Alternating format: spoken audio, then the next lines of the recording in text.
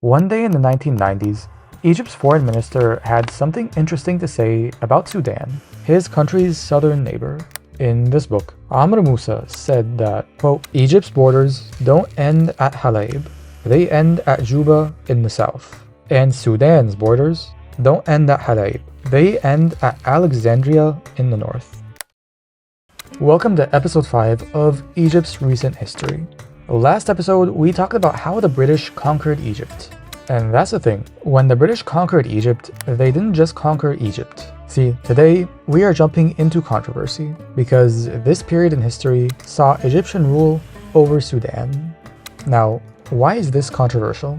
It's controversial because of this man, who so far has been mentioned in every episode in the series, Muhammad Ali Pasha.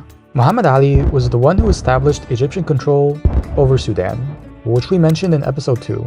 And it was Muhammad Ali who established the character of Egyptian rule in Sudan. That rule was characterized by 3 things: gold, slaves, and taxes. So first of all, gold. Sudan, as has maybe come up in the news recently, has gold. Not just gold though. According to this paper by Sifat Yusuf Hamid Ged al-Mawla, Ali also wanted things like iron and lead, things that come in handy when building an army. Sudan's resources were very important to Muhammad Ali, and not just the material resources. And that leads us to the second point. As this same paper from Aswan University says, quote, he relied on campaigns to Sudan's southern and eastern frontiers to scout for and collect slaves. Slavery was important. As historian Dr. Ibrahim Abu Shok says in this interview, Muhammad Ali didn't just engage in the slave trade, he also recruited many Sudanese men to his army. And all of that, of course, is in addition to the taxes that were imposed on the Sudanese people. Dr. Abu Shok described these taxes as, quote, bahida, more or less translating to exorbitant.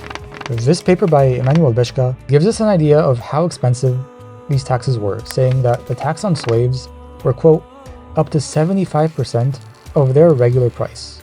Muhammad Ali, of course, wanted to build a massive empire and a massive army, which, as we saw in episode 2, included campaigns into Syria, Greece, the Arabian Peninsula, and even against the Ottoman Empire itself.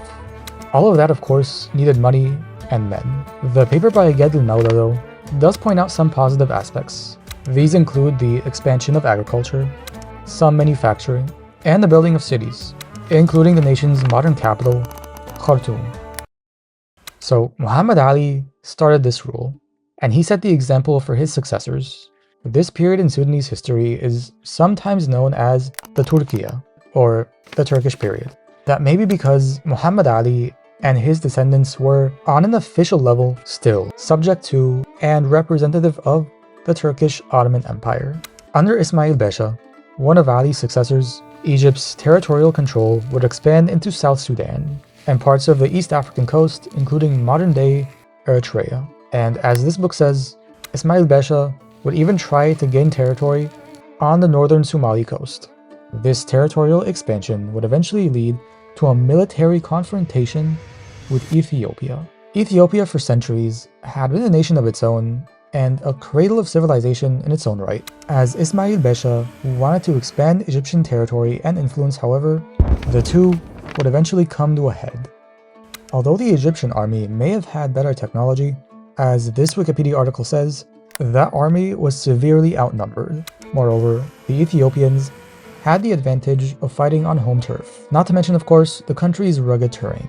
As a result, the invasion would turn out to be very unsuccessful and contribute to a decline of Egyptian power in East Africa. As for Ethiopia, it helped prepare the country for the wave of European colonization that was to come. The defeat, though, also reflected another shift that was taking place in the region. What was that shift? See, as we said in the last episode, somebody had their eye on Egypt, and that somebody was Great Britain. As Britain's influence in Egypt grew, so did British influence over Sudan. Ismail Pasha, for example, hired British General Charles George Gordon as a governor in Sudan. Later on, the full British invasion and occupation of Egypt would also affect what happened up the Nile. To start with, this source suggests that when the British came to Egypt, they weren't exactly looking for a long-term occupation, and because of that, they resisted further expansion into the rest of East Africa. The result may have led to a weakening of Egyptian control over Sudan, which likely helped pave the way for what would happen next. To give a very simplified explanation, the Sudanese would rise up. A man named Muhammad Ahmad would proclaim himself the Mahdi and launch a successful rebellion against Egyptian and British forces. What followed was the establishment of the independent Mahdist State in Sudan. This state lasted about 14 years and ended when the British launched the campaign to conquer Sudan in 1898. After the British gained control of Sudan, they established what was called Anglo-Egyptian Sudan in 1899. Under this new system, Egypt and Britain had something called dual rule. In essence, Sudan was a British colony under shared rule with Egypt. Even though it was shared rule, in reality, the British controlled both countries. Every governor-general of Sudan from 1898 all the way to 1955 would be British. When it comes to Egypt, the era of Muhammad Ali and Ismail Pasha opened the country up to a lot of new ideas. Ismail Pasha, for instance, built thousands of schools. This political and cultural awakening would clash with the British occupation, and it would pave the way for a wave of Egyptian nationalism. The politics of British occupation and that said nationalism is the subject of the next episode, so stay tuned, and until then, thank you for watching.